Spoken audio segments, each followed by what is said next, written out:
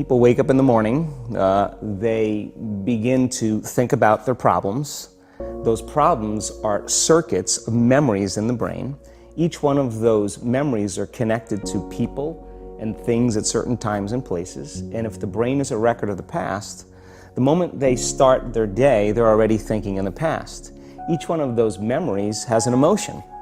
Emotions are the end product of past experiences. So the moment they recall those memories of their problems, they all of a sudden feel unhappy, they feel sad, they feel pain.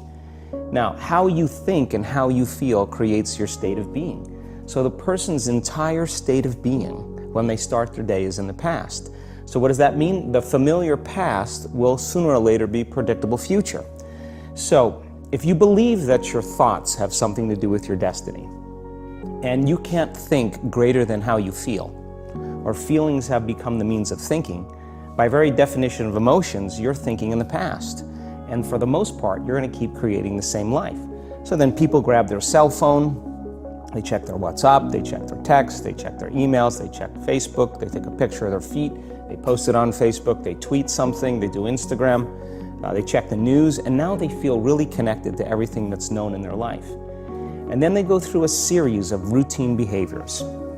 They get out of bed on the same side, they go to the toilet, they get a cup of coffee, they take a shower, they get dressed, they drive to work the same way, they do the same things, they see the same people, they push the same emotional buttons, and that becomes the routine, and it becomes like a program. So now they've lost their free will to a program, and there's no unseen hand doing it to them. So when it comes time to change, the redundancy of that cycle becomes a subconscious program. So now 95% of who we are by the time we're 35 years old is a memorized set of behaviors, emotional reactions, unconscious habits, hardwired attitudes, beliefs, and perceptions that function like a computer program. So then a person can say with their 5% of their conscious mind, I want to be healthy, I want to be happy, I want to be free. But the body's on a whole different program. So then how do you begin to make those changes? Well, you have to get beyond the analytical mind, because what separates the conscious mind from the subconscious mind is the analytical mind.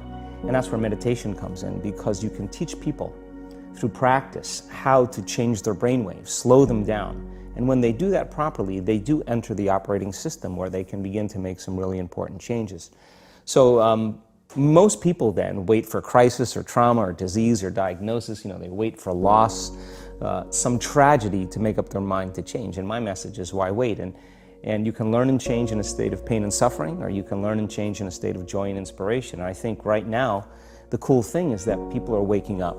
Most people spend 70% of their life living in survival and living in stress. So they're always anticipating the worst case scenario based on a past experience. And they're literally, out of the infinite potentials in the quantum field, they're selecting the worst possible outcome, and they're beginning to emotionally embrace it with fear. And they're conditioning their body into a state of fear. Do that enough times, body has a panic attack without you. You can't even predict it because it's programmed subconsciously.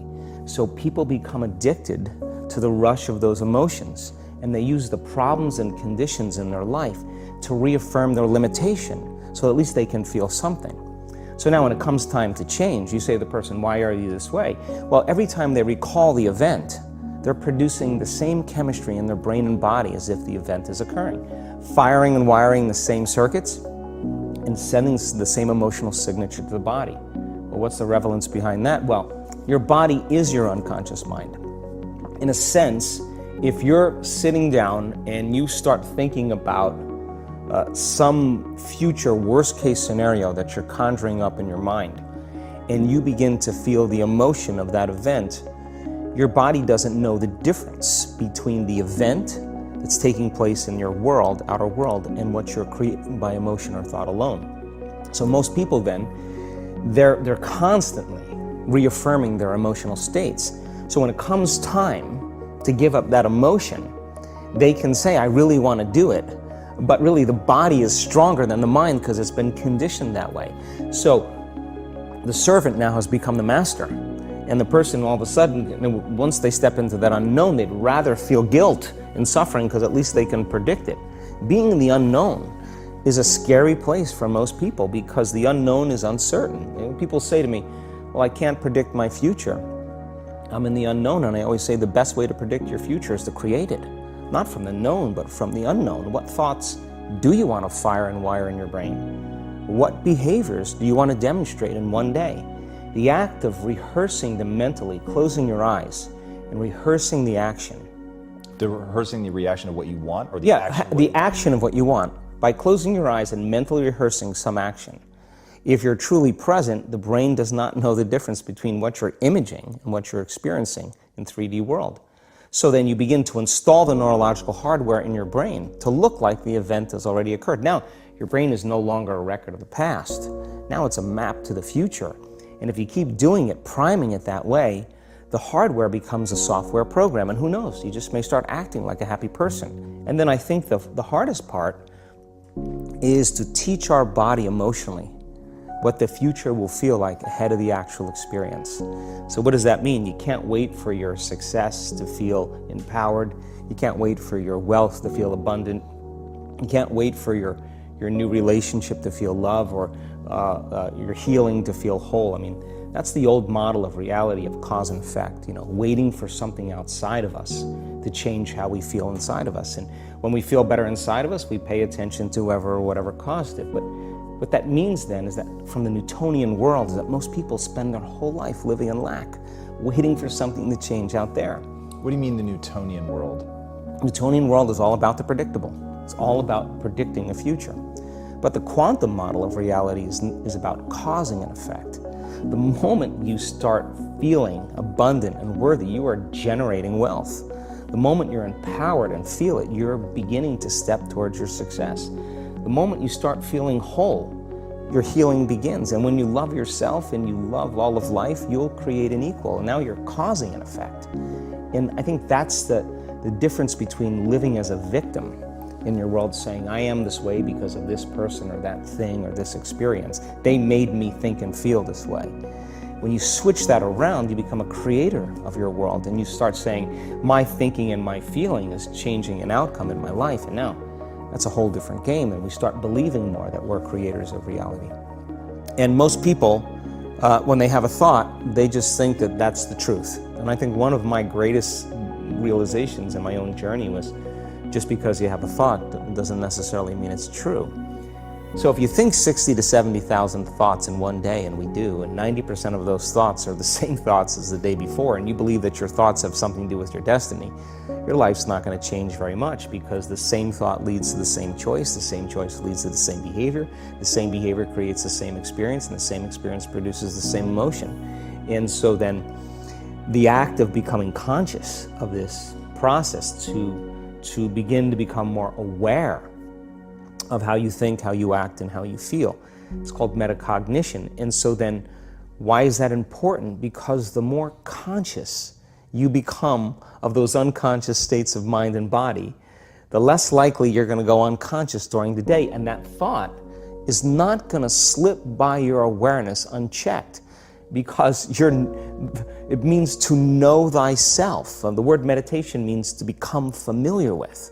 So as you become familiar with the thoughts, the behaviors, and the emotions of the old self, you're retiring that old self. As you fire and wire new thoughts and condition the body into a new emotional state, if you do that enough times, it'll begin to become familiar to you. So it's so important, just like a garden. If you're planting a garden, you got to get rid of the weeds.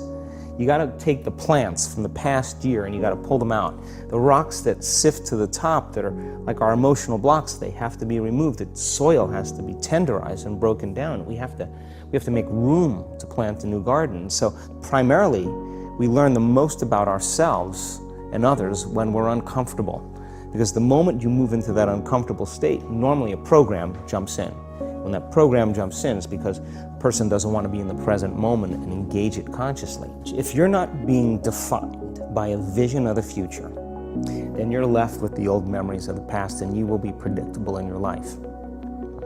And if you wake up in the morning and you're not being defined by a vision of the future, as you see the same people and you go to the same places and you do the exact same thing at the exact same time, It's no longer that your personality is creating your personal reality. Now your personal reality is affecting or creating your personality.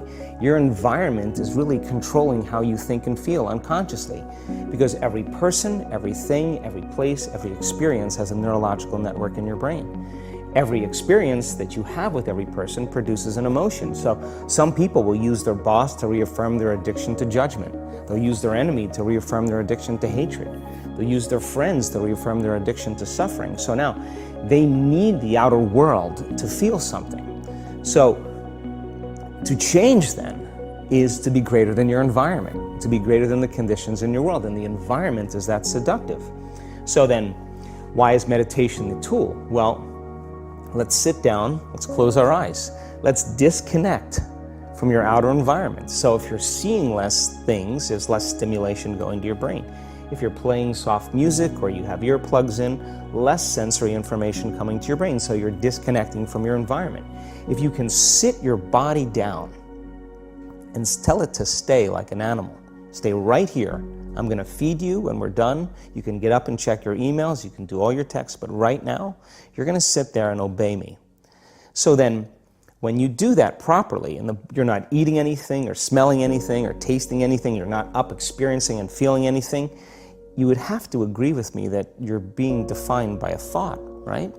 So when the body wants to go back to its emotional past, and you become aware that your attention is on that emotion, and where you place your attention is where you place your energy, you're siphoning your energy out of the present moment into the past, and you become aware of that.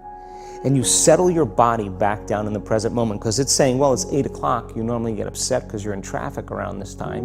And here you are sitting, and we're used to feeling anger, and you're off schedule. Oh, it's 11 o'clock, and you usually check your emails and judge everybody. Well, the body's looking for that predictable chemical state.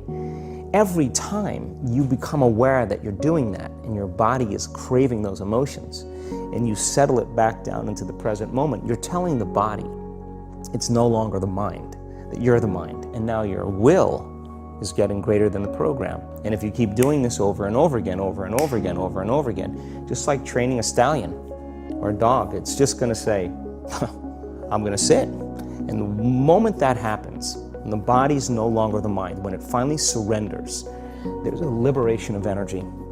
We go from particle to wave, from matter to energy, and we free ourselves from the chains of those emotions that keep us in the familiar past. And we've seen this thousands of times. In fact, we can actually predict it now on a brain scan.